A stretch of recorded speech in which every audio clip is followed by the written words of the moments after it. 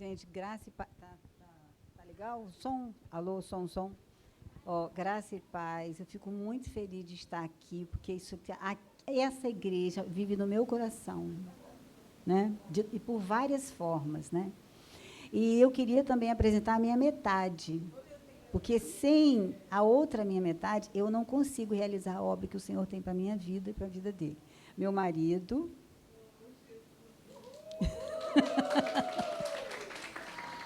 É um homem de Deus, eu admiro muito, né? É muito importante a gente admirar a pessoa que está ao lado da gente.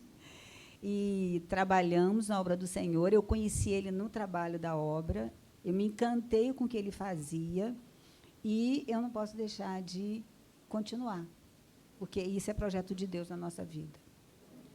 Né? Vilmar, meu maridão, né? Minha metade.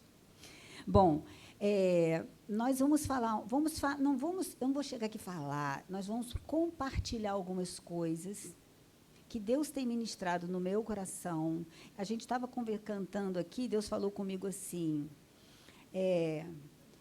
fala para os meus prestarem bastante atenção naquilo que você vai falar, porque eu vou usar muito você para ministrar cura na vida de algumas pessoas aqui. Aí eu fui entender que nós estamos numa casa de cura. Né? Sério isso. E a cura não é só cura física, mas é também cura espiritual. Muitas vezes a enfermidade nossa não é no corpo, mas é na alma, é no espírito. E nós vamos fazer uma abordagem sobre isso. Mas o que eu queria falar com vocês também é que esse período foi o período dedicado à saúde da mulher. Mas, quando a gente fala de saúde tem que ser todo dia, a gente tem que cuidar da nossa saúde todo dia. Por que isso? Porque Deus conta conosco para realizar a obra. Como que a gente pode ir para o campo, né, se a gente não tem saúde? Então, nós temos que cuidar da nossa saúde, para que o Senhor possa desenvolver muitas coisas através de nós. Então, eu queria, assim, fazer uma abordagem. Eu não sei se vai dar para a gente colocar aqui a projeção, fazer uma abordagem de algumas enfermidades que a mulher pode ter e que ela tem que ter cuidado e ficar atenta. Outubro Rosa, vamos passar o primeiro slide, o primeiro dia. Pode passar. Está dando para ver legal aí, gente? Vamos lá?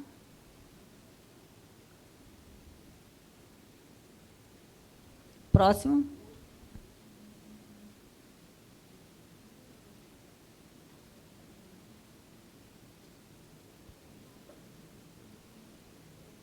Sim. Qualquer coisa, meu marido entra em ação, porque ele também é expert nisso.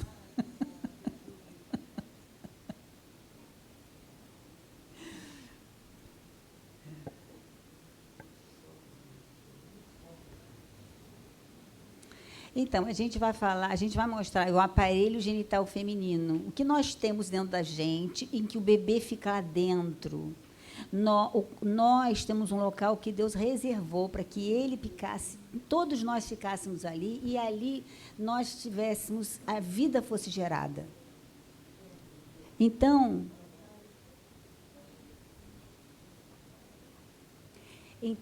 eu vou mostrar para vocês aqui. Nós temos o útero, né?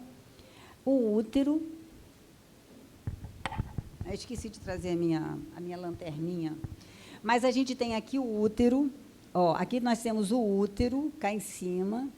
Aqui nós temos o colo do útero, que é aqui que a gente faz a colheita do preventivo, prevenção de câncer de colo de útero.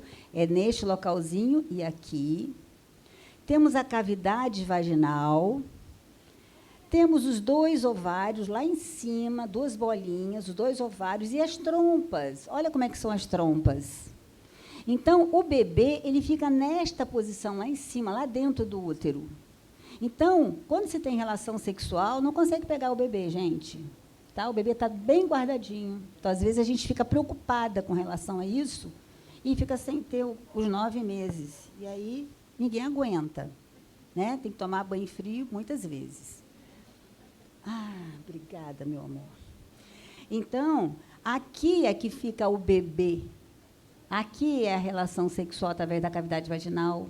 Aqui é o colo do útero, o canalzinho do colinho do útero, e aqui é a ectocervix, que a gente faz a colheita do preventivo. Então, esse é o nosso aparelho genital feminino, toda mulher tem isso. Quando nasce é pequenininho, depois vai crescendo através dos hormônios, ele vai se tornando grande, aí a pessoa menstrua, o ovário está legal e a mulher está pronta para multiplicar. Né? Próximo. Aqui, ó, você vê só, o colo do útero é esse aqui que a gente vê quando coloca o espéculo. Você vê o colo do útero, a parte externa e a parte do buraquinho, e a parte interna. Então, é a ectocervix e a endocervix é pequenininha, lá dentro que a gente coloca o coisinho. Próximo. Então, esse exame a gente também faz todo ano, que é o preventivo ou Papa Nicolau. Aqui é um exame que a gente, quando vê que tem alteração no colo do útero, como um vírus chamado HPV, tem que ser feito um exame chamado colposcopia. É um exame microscópico que vê de forma muito clara as lesões que o vírus causa no colo do útero. E como vírus, nós estamos em várias pandemias de vírus. A doença do século serão as viroses. Cada dia pior. E esses vírus, eles têm vários irmãos. E numa família de muitos irmãos, a gente vê que os irmãos, cada um tem um temperamento diferente. Uns são bonzinhos, outros são meio espinhosos. A mesma coisa é o HPV. Alguns tipos de HPV não causam câncer de colo de útero, outros já causam. Então, é através da colposcopia que você detecta a lesão que foi causada no colo do útero por um vírus mau, ruinzinho, entendeu? Então, é esse exame que a gente faz para poder detectar essas lesões. Próximo. Aqui é um outro exame chamado histeroscopia. A histeroscopia é um exame que é feito para avaliar a cavidade interna do útero, que é a cavidade onde o bebê fica. A colposcopia vê a cavidade externa aqui, ó. A histeroscopia vê lá dentro. Por exemplo, câncer de endométrio, que é aquela camadinha bem fininha, que éessazinha aqui, ó. Câncer de endométrio, antigamente, raspava as cegas para ver o que tinha naquele material. Hoje em dia, a gente faz esse exame e vê uma área muito suspeita, vai lá, tira um pedacinho e manda para o exame. Então, aquelas mulheres que já menopausaram e ficaram... Menopausaram, quer dizer, não menstrua mais. E depois menstruaram, não está certo. Uma mulher que já menopausou, ela não pode menstruar de novo. Então, se menstrua de novo, tem alguma coisa errada. Este exame é feito para avaliar o que tem de errado dentro do útero. Ou então, aquela paciente que está na fase de menopausa, mas está com sangramento muito irregular, abundante, com quadro de hemorragia, tem alguma coisa errada. Então, também faz essa investigação. Coloca a câmerazinha lá dentro, vê num telão grande, tudo aquilo muito maior, e aí você consegue detectar alguma alteração que está naquele local, que pode ser até um câncer de endométrio. E aí a gente consegue fazer numa fase inicial a detecção. E se a gente faz numa fase bem no início, se tirar o útero, a paciente fica curada. E tirou o útero, a paciente vai ficar como oca? Não. Qual é o papel do útero, gente? É um lugarzinho para o bebê ficar. Esse lugar que Deus fez, que nutriu direitinho, quando ele não está servindo mais, a gente tem que tirar. A palavra de Deus não diz que quando tem uma coisinha podre, você tem que tirar para não contaminar o restante. A mesma coisa com relação às enfermidades. A gente tem que tirar. Por quê? Se a gente tira, o útero, se a gente tirar, a paciente fica ótima, vive muito bem, com vida sexual normal, não tem problema nenhum, não fica doente, não fica oca, nada. Então, esses exames são exames que são feitos na mulher, para fazer com que ela tenha uma qualidade de vida boa. Bom, próximo. E aqui é a mama, né? Câncer de mama. A mama é um órgão glandular, onde ele é constituído de tecido gorduroso em volta. O tecido gorduroso em volta, ele vai fazer com que haja uma proteção da glândula contra traumatismo. Então, eu tenho gordura em volta da mama e o tecido glandular no centro.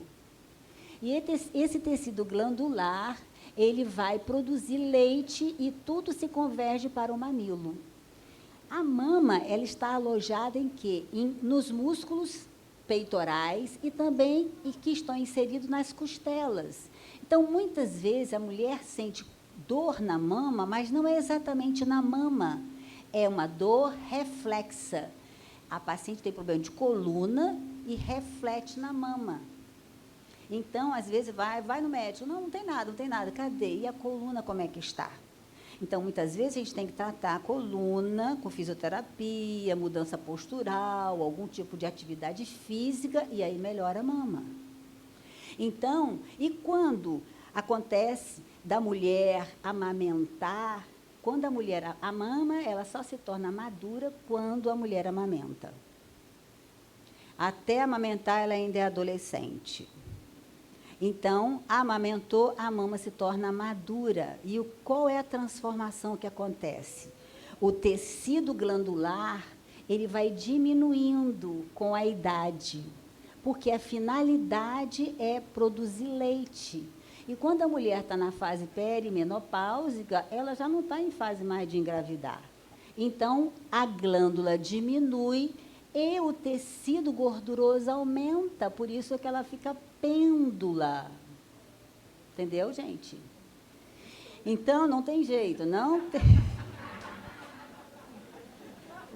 tem jeito.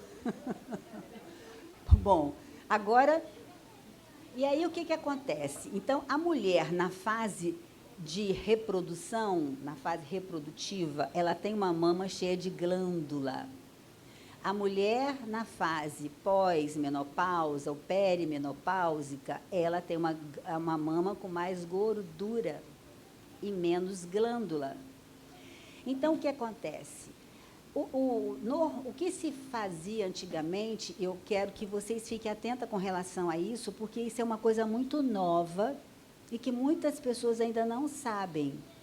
Antigamente, só se fazia mamografia depois dos 50. Não é, gente? Por que era depois dos 50? Porque a mama tinha muita gordura. E a radiografia, quer dizer, a mamografia, ela tem uma imagem boa quando você tem uma mama muito gordurosa. A irradiação passa pela gordura e bota aquela imagem bonita que você vê toda a mama. Só que, hoje em dia, muitas pessoas estão tendo câncer de mama jovens. Você vê pessoas jovens com câncer de mama. E aí, a mamografia não dá uma avaliação precisa com relação àquele tecido mamário. Porque uma mama muito cheia de glândula, ela parece um borrão. Você não sabe se tem cisto, se tem não, você não sabe se tem nada. Então, você não consegue definir o que a gente vê ali. Então, hoje em dia, por ter muitas pacientes, ou mesmo uma paciente mais velha, né, mais idade, mas com uma mama durinha, porque não amamentou, ou porque não teve filhos, ou porque é durinha, tem muita glândula, também não tem uma boa avaliação com a mamografia. Então, às vezes a paciente faz uma mamografia, está tudo normal, e daqui a um tempo ela aparece com câncer. Poxa, fez a mamografia e não deu? Por que não deu? Por causa disso. Porque a mamografia, ela tem uma avaliação quando a mama é muito cheia de gordura. Se a mama é muito densa, você não vê nada na mamografia. E outra coisa, quando você faz o exame e vê na mamografia as alterações, a pessoa já está com a doença. Aí vai ter que tratar. A finalidade agora maior é você fazer uma prevenção. Você vai prevenir a paciente para ela não ter. Então, o exame que hoje em dia a gente faz com mais frequência, que não dá irradiação, porque a mamografia tem irradiação. A gente, antigamente, eu estou dizendo isso porque eu antigamente fazia mamografia nas pacientes para, assim, como eu vi que estava sendo muito nova, eu fazia mamografia a cada 1 ano, a cada 2 anos. Então, o que se viu é que a irradiação que a paciente acomete anualmente ou a cada 2 anos, ela vai favorecer a paciente ter um câncer. Não só de mama, quanto de tireoide. Então, hoje em dia, se faz mamografia a cada 3 anos. Então, e esse período todo, como que a gente vai fazer? Então, hoje em dia, nós pedimos a ultrassonografia das mamas com Doppler. O que é Doppler? Doppler é um exame vascular. É um exame que a gente vê a característica daqueles vasos naquela mama com avaliação ultrassonográfica. Então, eu vou mostrar a vocês aqui uma imagem de ultrassonografia com Doppler. Passo próximo. Aqui é a mamografia, gente. Eu sei que é doloroso, a massa machuca, muitas pacientes às vezes passam mal de tanto que dói. Isso daí é uma coisa que é traumatizante também para as células do nosso corpo, é ruim. Próximo. Esse é o ultrassom com Doppler. O que você vê no ultrassom? No ultrassom com Doppler, você vê isso aqui, ó. Isso aqui é um nódulo que foi visto no ultrassom, tá vendo? Olha a imagem do nódulo. Esse aqui é o tecido mamário normal, esse aqui é um nódulo. Você vê no ultrassom com muita clareza, porque é diferença de densidade. Então, você vê com muita clareza, olha, esse aqui é um nódulo. Agora, esse nódulo, como é que está a parte de vascularização desse nódulo? Aí eu boto o Doppler, olha aqui, ó. Isto daqui são vasos. São vasos que estão dentro do nódulo. Olha, aqui, ó. Aqui é uma veia, isso aqui é uma artéria. Então, quando eles estão dentro do nódulo, esse nódulo é um nódulo suspeito. É um nódulo que está... O que o vaso faz? Ele leva nutriente e traz nutriente. Quer dizer, ele leva coisas boas e traz coisas ruins, não é isso? A artéria e a veia? Então, se tem uma artéria que é vermelha, eu tenho levando coisas, nutrientes para aquela célula. Por que uma célula vai querer nutrientes se ela está toda nutrida? Um nódulo. Por que o nódulo quer nutriente? Porque ele quer crescer. Eu só vou nutrir uma flor, uma planta, para ela crescer. Então, dou água para ela. Então, se eu levo sangue vermelho, que é sangue rico em oxigênio e nutriente, para aquele nódulo, eu quero que aquele nódulo cresça. Então, é um nódulo suspeito. Então, aí eu tenho que fazer outras investigações, outros exames, que a gente hoje em dia tem, que é a elastografia, termografia, que são exames que vão detectar muito antes daquilo se transformar em câncer. Então, eu estou falando para vocês hoje porque isso é uma coisa nova. E a mamografia fazendo com frequência não é bom porque tem radiação. Então, esse nódulo é um nódulo que tem vaso dentro dele. Se tivesse vaso só na periferia, não teria problema. Mas tiver nódulo na periferia e dentro dele, tem que ser investigado esse nódulo. Se esse nódulo aqui tiver só isso aqui, não tiver, colocasse o Doppler e ficasse aqui assim, ó, tudo bem, é um nódulo benigno. Se vocês entenderam, então, a ultrassonografia com Doppler é um exame que você faz. A ultrassonografia não tem radiação, então você pode fazer várias vezes. E ela vai definir a característica daquele nódulo quando você usa o Doppler, para ver a parte de vascularização da mama. Se o Doppler estiver alterado, ou melhor dizer, estiver tanto perifericamente ao nódulo, como dentro do nódulo, esse é um nódulo que a gente tem que investigar melhor. É um nódulo suspeito. Não quer dizer que a pessoa tenha a doença. Quer dizer que aquele nódulo ele tem um potencial de malignidade. Então, a gente pode cuidar dele antes que ele se transforme. Isso é prevenção. Quando se faz a mamografia e detecta a lesão ali, ela já está com a doença. Então, ela vai ter que fazer tratamento para ficar boa o quanto antes. Então, a mamografia, antigamente, se fazia para detectar muito precocemente o tumor. quanto mais cedo detectar, mais rápido vai ser o tratamento e maior é a chance de sobrevida da paciente. Agora, para você fazer uma prevenção, o ultrassom, ele é mais confiável. Porque o ultrassom você pode fazer assim, daqui a 3 meses você faz outro ultrassom para acompanhar esse nódulo. Ultrassom com Doppler. A mamografia você pode fazer daqui a 3 meses. Olha só, mais 3 meses com radiação. Então, isso é uma coisa que a tendência atual é disso ser rotina de se pedir. Ultrassonografia pura não adianta nada, tem que ter Doppler. Então, quando alguém passar para vocês, eu quero uma ultrassonografia da mama, e a pessoa passar só ultrassom das mamas, não aceito, doutora, só não pode botar um Doppler para mim? Porque o Doppler ele dá uma avaliação muito melhor na mama. Bom, próximo. Aí, eu quero agora, a gente já viu as doenças, né, que a mulher pode ter, nos detemos no câncer de mama, nos exames de prevenção e de diagnóstico. E agora eu quero mostrar para vocês ficarem atentos e alertas com relação aos pilares de uma doença. Não é essa doença, qualquer doença. Existem 4 pilares que são originários de uma doença. O primeiro pilar é o físico. Então, o pilar físico ele está relacionado à minha alimentação, porque a minha alimentação ela pode ter falta de nutrientes importantes para o meu corpo sobreviver. Também excesso de metais pesados e poluentes. Nós estamos vivendo épocas em que tudo que nós estamos comendo está tendo metal pesado e poluente. Tudo. A minha pasta de dente, a minha não, a pasta de dente, ela tem flúor, tem alumínio, o desodorante tem alumínio.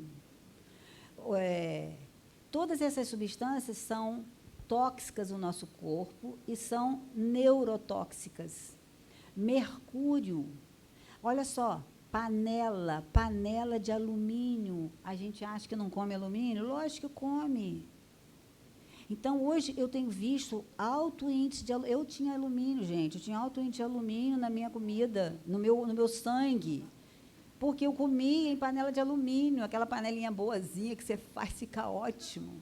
Né? Você compra, às vezes, quando você vai para Guarapari, até mesmo aqui quando você vai para o Rio. Mas ela é cheia de alumínio, e o alumínio é neurotóxico.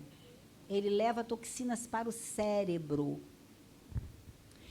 E falta de hormônios. Então, olha só, as alterações físicas. A nossa alimentação, gente, vocês acham que o feijão é cheio de química. O ideal é deixar o feijão de 24 horas de molho, antes de fazer. E tanta coisa, gente, olha, feijão, mais o quê? Macarrão, vocês gostam de macarrão, né, gente? Eu também gosto de macarrão, mas o macarrão... A farinha de trigo, a gente acha que é aquela farinha de trigo que a gente compra, que faz aquele bolo maravilhoso de cobertura de chocolate, né, essas coisas todas. Gente, aquela farinha de trigo, ela é altamente inflamatória. Você olha para a pessoa, eu sei que a pessoa come farinha de trigo ou não. Por quê? Porque ela está inflamada. Ela está inchada. Aí você fica 1 mês sem comer farinha de trigo, você vê que você emagrece, você afina. Mas afina por quê? Porque desincha.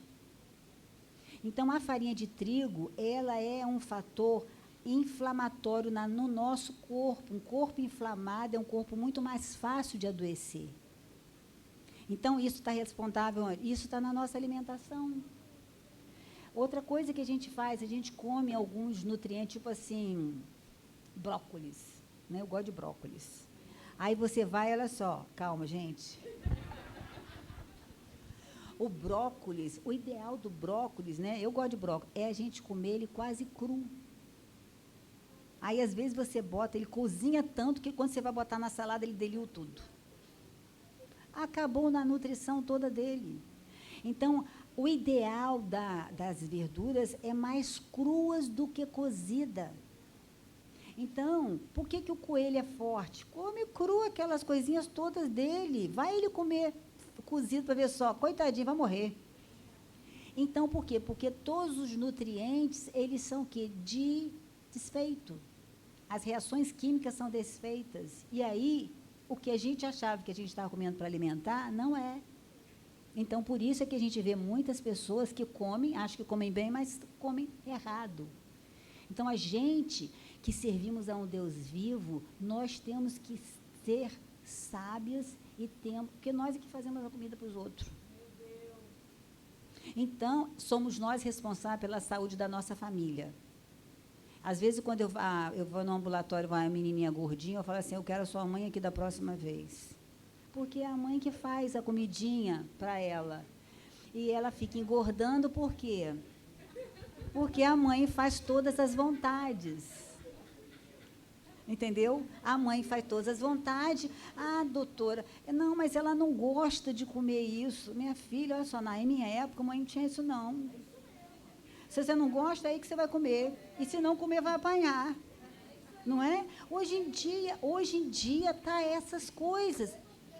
Aí você vê, sabe o quê? Criança nova diabético, criança nova com glicose alta. Entendeu? Então, nós somos responsáveis, porque nós estamos fazendo isso com nossos filhos. Então, e a falta de hormônio é quando a gente chega na menopausa. A gente fica sem os hormônios, a tireoide descompensa, o ovário não trabalha mais. Entendeu? Então, o que acontece, gente? Adoece. Porque você já viu alguém adoecer na faixa etária de 20 a 30 anos? Não. É. Verdade. Então, existe uma faixa etária em que as pessoas, pouquíssimas, adoecem. Por quê? Porque elas têm os hormônios tudo equilibrados. Hoje está mais difícil porque as pessoas comem muita coisa ruim. É gostosa, gente, mas é ruim para o nosso corpo. Por exemplo, eu adoro sorvete, mas sorvete ele é ruim. Ele tem muito açúcar. Açúcar, ele é altamente inflamatório. O açúcar, ele é viciante. A pessoa fala assim, ah, fulano é viciado em cocaína. E a pessoa, às vezes, é em açúcar. O vício é o mesmo. Então, o açúcar natural, Deus fez... Deus não fez o açúcar. Se fizesse, o peito era com leite, com açúcar. A criança só consegue saber o que é doce ou não depois que ela fica maiorzinha, porque dão para ela. Que até então ela come tudo sem açúcar, ela acha ótimo. E a gente coloca muito açúcar em tudo. Ó, a fruta já vem com açúcar dela. A gente ainda coloca leite condensado. É verdade. Então, isso é muito ruim. Exatamente, tá vendo? Com açúcar, banana com açúcar e canela. É gostoso, mas o açúcar, a gente tem que começar a mudar hábitos. Bom, com relação à parte física, nós já falamos. Agora, vamos ver a parte mental. Os pensamentos autodestrutivos gerando alterações químicas em nossas células. Quantas pessoas com pensamentos ruins? Eu vou contar uma história que foi verídica. Uma senhora, ela tinha muito medo de sair de casa, porque ela tinha medo de ser assaltada. Quando ela saía de casa, ela olhava para os 4 cantos com medo de ser assaltada. O dia que ela saiu, ela foi assaltada. Então, os pensamentos que nós geramos na nossa mente, destrutivos, eles acabam fazendo com que as coisas aconteçam. Eu vou, assim, bem ser clara. Eu tenho uma funcionária, ela é funcionária minha até hoje. Eu tenho uma funcionária, ela trabalhou muito tempo comigo, e ela falava assim, doutora Clícia, eu acho que eu não sei, eu não estou sentindo bem, mas eu acho que eu devo ter algum problema na minha tireoide.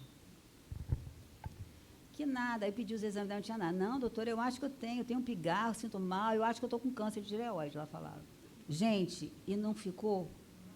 Ela ficou com câncer de tireoide, foi tratada no INCA, tirou a tireoide dela toda, está bem, graças a Deus, mas ela gerou essa doença nela, por causa dos pensamentos destrutivos. Então, gente, eu tenho que ter pensamentos do alto. Pensamentos de fé, de alegria. Olha só, uma coisa assim, eu odeio fulano, eu amo fulano, olha como é que eleva. Como é que as palavras ruins abaixam e as palavras boas elevam? Gratidão, destruição. Olha só. Quando a gente fala gratidão, a gente vai para cima. Quando fala destruição, a gente pensa lá embaixo. Então, esses pensamentos destrutivos, eles fazem mal para o nosso cérebro. E a gente acaba desenvolvendo doença. Então, nós temos que ter pensamentos altos para que isso não gere doença. E a nossa palavra, de tanto falar, a coisa vai acontecendo. Né? Próximo. Emocional. O emocional, então, nós vimos o físico, o mental, o emocional, olha, relacionado às nossas emoções vividas por algum trauma ou conflito. Essas emoções atingem o cérebro e deste há um órgão de choque emocional causando as doenças psicossomáticas. Então, quantas pessoas passaram por traumas na sua infância? Por perdas irreparáveis. E isso fica na memória. Eu tive uma paciente, olha, eu não sou muito velha na minha profissão, não, mas eu já tenho uma porção de pacientezinhas que passaram e, às vezes, a gente guarda, né? Eu tive uma paciente que ela teve um trauma muito grande, ela perdeu o pai no acidente de carro. Depois que ela perdeu o pai no acidente de carro, ela passou a não menstruar mais. Aí ela foi no consultório, porque já tinha ido a uma pessoa de lugar, opção de gente, isso é normal, você é menopausante da hora. E aí eu dosei todos os exames dela, deu tudo certinho, direitinho. Eu conversei com ela, o que tinha acontecido, fiz uma avaliação psicológica nela, e quando fui ver, foi esse trauma da perda do pai que fez com que ela não menstruasse mais. E aí nós trabalhamos isso, tiramos do local onde estava e fizemos ela trabalhar aquela perda e ela voltou a menstruar. Então, esses traumas emocionais, eles podem gerar enfermidades. Então, nós precisamos trabalhar também os nossos traumas emocionais. Quantos de nós temos traumas que botamos o tapete em cima, colocamos outras coisas em cima, mas um dia vai aflorar? Porque ainda está armazenado no nosso cérebro. E o último é o espiritual. O último tópico, a falta da conexão com o Criador, com Deus, pode ser uma das maiores causas de depressão, vícios e falta de sonhos. Quantas pessoas novas hoje em dia estão com falta de sonho? Não conseguem sonhar mais, não conseguem se projetar para diante. Quando nós nos reconectamos com Deus, essa necessidade, é necessário que isso aconteça para que a gente tenha paz espiritual e a gente comece a receber as bênçãos. Vou contar um fato muito interessante no meu consultório mesmo que aconteceu, porque no meu consultório eu sei que lá Deus trabalha muito. Foi uma paciente no meu consultório e foi entregar um exame, aí eu conversei com ela, tudo bem, e quando ela chegou, ela falou assim, doutora Clícia, eu sei que a senhora é evangélica, mas eu fiquei tão impressionada porque uma que perdeu o filho, como é que é o nome dela? Eixla. Ela perdeu o filho e ela agradeceu a Deus por ter perdido o filho. Ela falou assim, agradeceu a Deus por ter perdido o filho. E disse que ela estava entregando a Deus. Eu falei assim, lógico, presta atenção, você acha que os filhos nossos são nossos? Não são, eles são do Senhor. Quantas pessoas tiram os seus bebês e não têm esse conhecimento de que aquele bebê que foi gerado, que às vezes ela não queria, mas foi Deus que gerou. Aí eu falei com ela, Davi, por exemplo, ele, quando chegou para Deus, falou assim, o Senhor me conhece antes mesmo de Deus estar no ventre da minha mãe. Então, Deus projeta na vida da gente os nossos filhos. Aí ela começou a chorar. Gente, ela começou a chorar. Aí eu falei assim, mas por que isso? Doutora, a senhora falou isso, veio à minha mente o filho que eu tirei. Olha, eu estou até arrepiada. Eu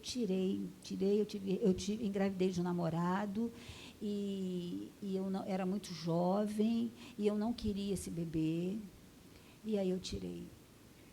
Aí, minha filha, sabe o que nós fizemos? Nós fizemos uma cura, libertação, nós fizemos uma renúncia, E depois ela voltou, depois ela falou, doutora, eu agora estou outra pessoa, parece que eu tirei um peso. Aí eu vejo assim, ó. Então, essas coisas é que nós precisamos entregar ao Senhor, pedir perdão a Ele. Quando a gente faz isso, a gente reconecta. E aí, enfermidades que deveriam aparecer, não aparecem. Então, por isso que uma enfermidade, ela está relacionada a essas 4 áreas.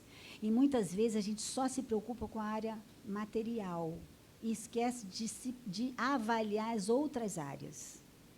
Né? Próximo. Aqui nós temos algumas doenças e algumas causas. Por exemplo, a amidalite, as causas são emocionais. Apendicite, medo da vida. Bloqueio do fluxo do que é bom. Artrite, crítica conservada por longo tempo. Asma, sentimento contido, choro reprimido. Tipo assim, não, fica quieta, não chore. Se chorar, vai apanhar. Próximo. Eu vou ler mais ou menos algum. Colesterol, medo de aceitar a alegria. Diabetes, tristeza profunda. Dor de cabeça, autocrítica, falta de autovalorização. Diarreia, medo, rejeição, fuga. Próximo. Hemorroida, medo de prazos determinados, raiva do passado. Próximo. Vocês vão se identificar com algumas coisas aí, por isso que eu vou passar mais rápido.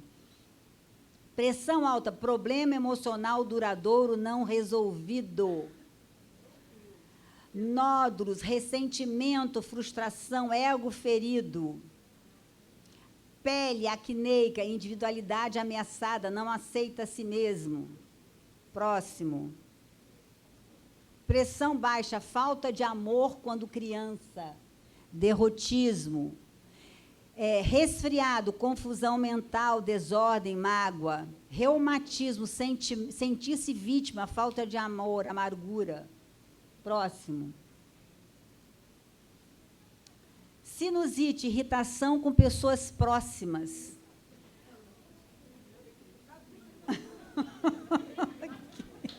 Próximo. Em torno de 90% dos genes das doenças estão adormecidos e são acordados através do seu emocional. As toxinas não vêm só dos alimentos e do ambiente, mas também das emoções. Relacionamentos, chefes, parentes podem ser tóxicos. Eles devem ser retirados da sua vida. Às vezes, esse relacionamento tóxico vem até mesmo de você. Você é tão autocrítica que você não consegue superar o seu superego está além de você. Viver, o que é uma pessoa feliz? É aquela pessoa que vive no presente. O que é uma pessoa ansiosa? Ela vive pensando no futuro. O que é uma pessoa depressiva? É aquela que vive pensando no passado. Próximo. Aí aqui a gente fala assim, qual é a causa primária de um câncer? É o estilo de vida, alimentação antifisiológica, sedentarismo e estresse e a dieta baseada em alimentos acidificantes, que são aqueles alimentos ruins. Próximo. Uma célula normal, quando ela diminui 30% de oxigênio em 48 horas, ela se transforma numa célula cancerosa. As condições básicas do câncer é a acidez no sangue e baixa de oxigênio na célula. Então, o câncer é um mecanismo de defesa das células em continuar num ambiente ácido e carente de oxigênio. O que acontece? Vocês já assistiram filmes de submarino que faltou oxigênio? O que as pessoas fazem? Elas se agrupam e vão trocando o oxigêniozinho para poder elas sobreviverem mais, até chegar alguém que possa, né? O que acontece com uma célula cancerosa? Elas se juntam porque elas estão com baixa de oxigênio, então elas se juntam para elas tentarem se agregar e sobreviver, e aí elas se transformam em tumor. Então, os tumores são células com baixa de oxigênio. Próximo. Quais são os alimentos acidificantes? Gente, olha só, vocês vão identificar esses alimentos acidificantes. Olha aqui esse ladinho aqui. Olha. Isso aqui, ó. Ó. Olha aqui. Olha aqui, gente. Olha aqui, isso daqui, ó. Esse T aqui vocês vão encontrar em vários latinhas de supermercado, principalmente de óleo, que chama-se T transgênico. Alimentos transgênicos são alimentos ruins. São alimentos tóxicos para a nossa saúde. Ó, olha aqui essa menina como é que está gordinha. Olha o que ela come. Ó, olha os agrotóxicos aqui sendo colocados. Olha o cigarro, porque às vezes a gente não fuma. Às vezes a gente não fuma, mas as pessoas que estão ao redor da gente fumam, a gente acaba sendo um fumante passivo, né? E esse cara aqui, coitado, olha só a cabeça dele, cheio de estresse, porque o estresse também é um fator favorável a adoecer. Próximo. Ó, olha aqui, gente, Ó, aquilo ali, ó, tipo assim, gente, olha só. Tô com dor de cabeça, um remédio para dor de cabeça. Eu estou com gastrite, um remédio para gastrite.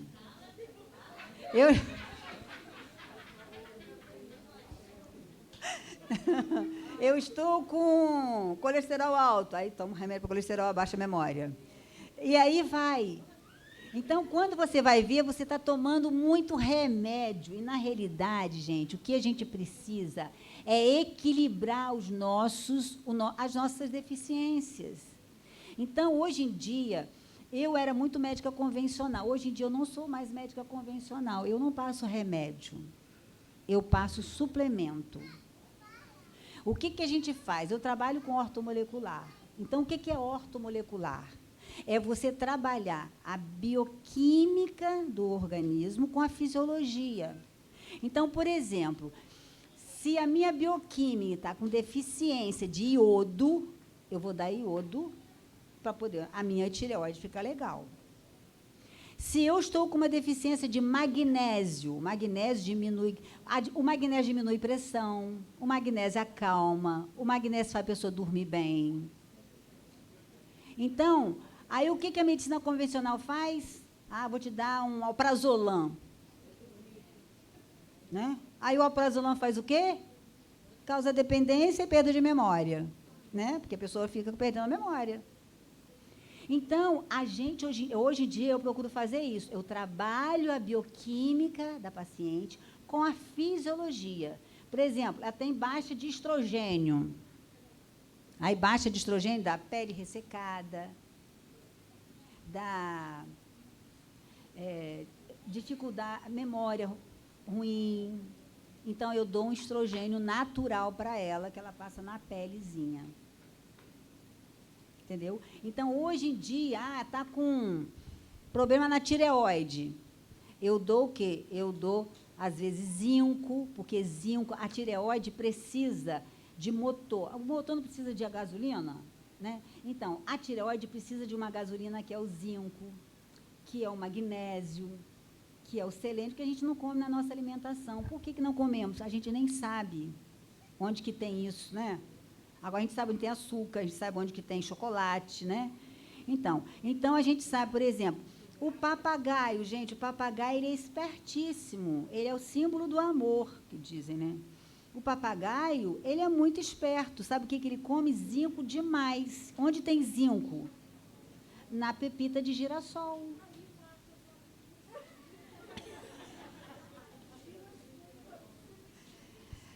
Outra coisa, caroço de abóbora. Caroço de abóbora tem zinco até dizer chega. Pode, deve. Onde tem magnésio? Magnésio, banana. O que eu falo com minhas pacientes? Às vezes, de noite, está sem conseguir dormir direito, ela faz um chazinho de banana. Vai apanhar uma banana com casca e tudo, lava, e aquela banana você bota 100 ml de água e bota aquela banana para cozinhar. Cozinhou a banana, sobrou aquela aguinha, é aquele chazinho que você vai tomar de noite. Come a banana e vai tomar aquele chazinho. Ele é altamente, é um calmantezinho que ele é. Tem magnésio. Não precisa se entupir de medicamento. Entendeu? Então, essas coisas... Qualquer banana. Qualquer banana.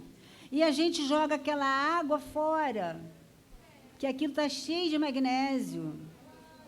Entendeu? Então, tem coisa... Vocês precisam visitar mais as hortinhas, para vocês saberem. A gente tem muitas melissa. Melissa é um calmante fantástico. A gente tem plantinha de melissa. Então, tem muitas coisas que a gente vai usar que são naturais, sem ficar entupindo de medicamento, que esses medicamentos são todos química. Eles não organizam o nosso corpo. E por isso que muita gente adoece. Quantas doenças estão surgindo hoje em dia? Então, nós temos que mudar isso. Próximo. Olha só. Alimentos alcalinos, fatores que previnem o câncer. Olha aqui, Isso aqui é o tubo rosa, tá vendo? Mas olha por baixo onde que tem a porção de verdura, olha lá, o brócolis lá em cima, o pimentão, entendeu? Aqui, tá vendo? Isso aqui são as crucíferas, isso aqui é castanha, nozes, amêndoa, pistache, atividade física e muita água. Água é extraordinário, bebendo água. Isso aí, minha amada. Água é fantástico, porque a água eu preciso de água para realizar todas as reações químicas no organismo. Próximo. Prevenir é um ato de amor. Com você, com seu corpo e com todos que te amam. Que o Senhor possa abençoar esse dia e Ele possa falar no coração de vocês aquilo que realmente chamou a atenção. Tá? Amém. Obrigada.